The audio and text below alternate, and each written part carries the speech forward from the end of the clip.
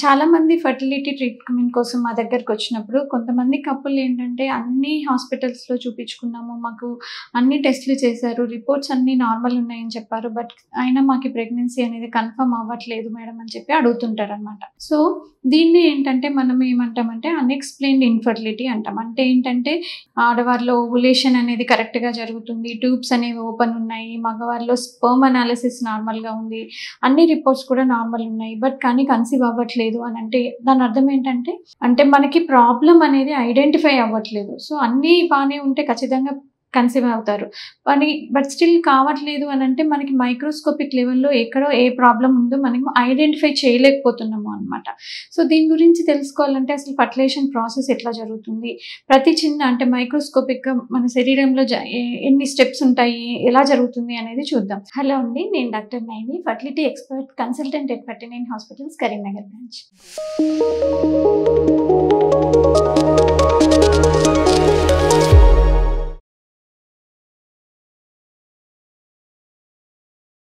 So, నార్మల్‌గా ఇప్పుడు అండం విడుదలైన టైంలో ఆడవారిలో ఇంటర్‌కోర్స్ టైంలో ఏంటంటే స్పెర్మ్స్ అనేవి ఇక్కడ వెజైనాలో డిపాజిట్ అవుతాయి. సో, వెజైనాలో డిపాజిట్ అయిన స్పెర్మ్స్ అనేవి వాటికున్న కదలికతో మనకి గర్భసంచి లోపలికెళ్ళి అక్కడి నుంచి ట్యూబ్‌లో వరకి చేరాలనమాట. సో, ఇప్పుడు అండాశయం నుంచి విడుదలైన ఆ అండం అనేది ట్యూబ్ తీసుకోవాలి. ఆ ట్యూబ్ తీసుకుంటే ఈ స్పెర్మ్ అండ్ ఎగ్ అవి 2 కలిసేది ట్యూబ్‌లోనే అనమాట. ఆ ఫర్టిలైజేషన్ అయిన తర్వాత ఆ ట్యూబ్‌లోనే మనకి ఎంబ్రియో అనేది ఒక 5 డేస్ వరకి పెరుగుతుంది. 5 డేస్ తర్వాత మళ్ళీ ఆ ఎంబ్రియో ట్రావెల్ చేసి గర్భసంచి లోపలికి వచ్చి ఇక్కడ పొరలో కూర్చొని ఇక్కడ అతుక్కొని పెరుగుతుందనమాట. సో, ఈ ప్రతి స్టెప్ కూడా మనము కంటితో చూడలేం. సో, ఇవన్నీ కూడా ప్రతి స్టెప్ జరుగుతుందా లేదా అని ఖచ్చితంగా కనుక్కోవడానికి మనకి టెస్ట్‌లేమీ లేవనమాట. మనం కనుక్కోగలిగింది ఏంటి అనంటే స్కాన్‌లో మనము ఫాలికల్ రప్చర్ అయిందా లేదా, అండం విడుదలైందా అనేది తెలుస్తుంది. కానీ ఆ ఫాలికల్ రప్చర్ అయిన దాంట్లో ఆ అండం అనేది ఉందా లేదా, దాన్ని ట్యూబ్ తీసుకుందా లేదా అనేది మనం చూడలేమనమాట. తర్వాత ట్యూబ్ టెస్ట్‌లో మనకి ట్యూబ్స్ ఓపెన్ ఉన్నాయని మాత్రమే తెలుస్తుంది. కానీ ఆ ట్యూబ్ లోపల ఫంక్షన్ అంతా నార్మల్‌గా జరుగుతుందా, మూవ్‌మెంట్ అంతా కరెక్ట్‌గా ఉంటుందా అనేది మనం కనుక్కోలేం. తర్వాత స్పెర్మ్స్ అనేవి మనకి ఇక్కడ డిపాజిట్ అవుతున్నా, ఆ స్పెర్మ్స్ అనేవి లోపల వరకి ఎళ్లి ఆ ఫర్టిలైజేషన్ ప్రాసెస్ అంతా అవుతుందా, లేదా ఫర్టిలైజేషన్ అయింది కానీ ఆ ఎంబ్రియో మళ్ళీ గర్భసంచిలోకొచ్చి దానికి ఇంప్లాంటేషన్ అవుతుందా లేదా, ఇవన్నీ కూడా మనం మన కంటితో చూడలేమనమాట. ప్రతి ఒక్కటి కూడా మనం టెస్టుల ద్వారా తెలుసుకోలేమనమాట. సో, దీన్నే మనం అన్‌ఎక్స్‌ప్లెయిన్డ్ ఇన్‌ఫర్టిలిటీ అని అంటామనమాట. దీనికి మెయిన్‌గా మనకి రీజన్స్ ఏముండొచ్చు అనంటే, ఇప్పుడు నేను చెప్పినట్టు మైక్రోస్కోపిక్ లెవెల్‌లో రీజన్స్ ఉండొచ్చు. లేదంటే కొన్ని ఎక్స్‌టర్నల్ రీజన్స్ కూడా ఉండొచ్చనమాట. సో, ఇలాంటప్పుడు అంటే ఇప్పుడు మెకానికల్ ఫ్యాక్టర్స్ ఏముంటాయంటే మనకి ట్యూబ్స్ హెచ్‌ఐజీలో నార్మలే ఉండొచ్చు. కానీ మనం ఎప్పుడైతే ఒక్కొక్కసారి ఇలాంటి వాళ్ళకి లాప్రోస్కోపీ సజెస్ట్ చేస్తామనమాట. ఎందుకంటే ఏదైనా మనకి కారణం దొరుకుతుందేమో అని చెప్పి. సో, అలా చూసినప్పుడు కొంతమందిలో ఏమవుతుందంటే ఆ ట్యూబ్స్ అనేవి అంటే అవి ఉండాల్సిన ప్లేస్‌లో ఉండవనమాట. అంటే ప్రీవియస్‌గా ఏదైనా వాళ్ళకి సర్జరీస్ జరిగినట్టయితే ఆ ట్యూబ్స్ పొజిషన్ అనేది చేంజ్ అయిపోతుంది. లేకపోతే ట్యూబ్ చుట్టూ అతుకులు ఏర్పడతాయన్నమాట. సో, ఇలా ఎక్స్‌టర్నల్ ట్యూబ్‌లలో ఇన్ఫెక్షన్స్ ఉండొచ్చు. ఆ ఇన్ఫెక్షన్స్ వల్ల మనకి లోపల ఆ ట్యూబల్ ఫంక్షన్ అనేది దెబ్బతినొచ్చు అనమాట. సో, ఇలాంటి కారణాల వల్ల మనము ఈ అన్‌ఎక్స్‌ప్లెయిన్డ్ ఇన్‌ఫర్టిలిటీ అనేది ఉండొచ్చనమాట. సో, ఇలాంటి వారికి మనకు లాప్రోస్కోపీ చేసినప్పుడు కొన్నిసార్లు మనం అతుకులు అలాంటివి ఏమైనా ఉంటే వాటిని రిలీజ్ చేసి ట్యూబల్ పొజిషన్ అనేది సరి చేసినప్పుడు వాళ్ళలో నెక్స్ట్ ప్రెగ్నెన్సీ వచ్చే అవకాశాలు ఉంటాయన్నమాట.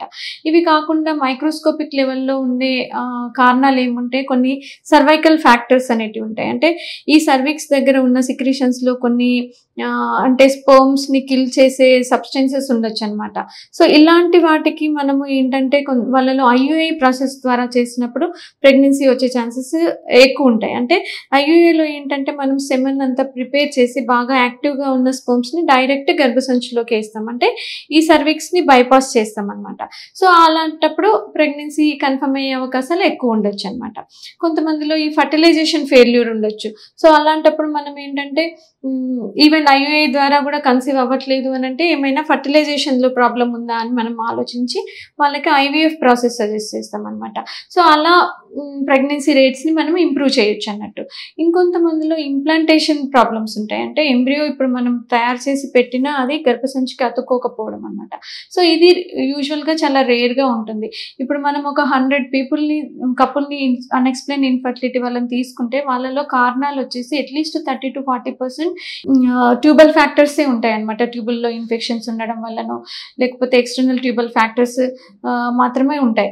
తర్వాత కొంతమంది అంటే ఇంకో 20% 30% వాళ్ళలో ఈ సర్వైకల్ ఫ్యాక్టర్స్ ఉండొచ్చు అనమాట. ఇంకా మిగతా 10 to 15% వాళ్ళలో ఫర్టిలైజేషన్ డిఫెక్ట్స్ ఉండొచ్చు.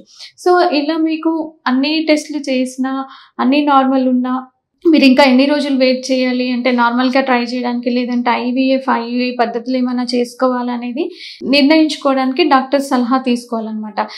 దానికంటే ఆ టైంలో మీకు డాక్టర్ మీకు ఏఎంహెచ్ అన్న హార్మోన్ టెస్ట్ కూడా సజెస్ట్ చేయొచ్చు ఆడవాళ్ళు. ఎందుకంటే ఇప్పుడు ఎగ్ రిజర్వ్ కూడా తగ్గిపోతుంది అనుకోండి, మనం ఎక్కువ రోజులు వెయిట్ చేయడం వల్ల ప్రెగ్నెన్సీ ఛాన్సెస్ ఇంకా తగ్గుతాయి అనమాట.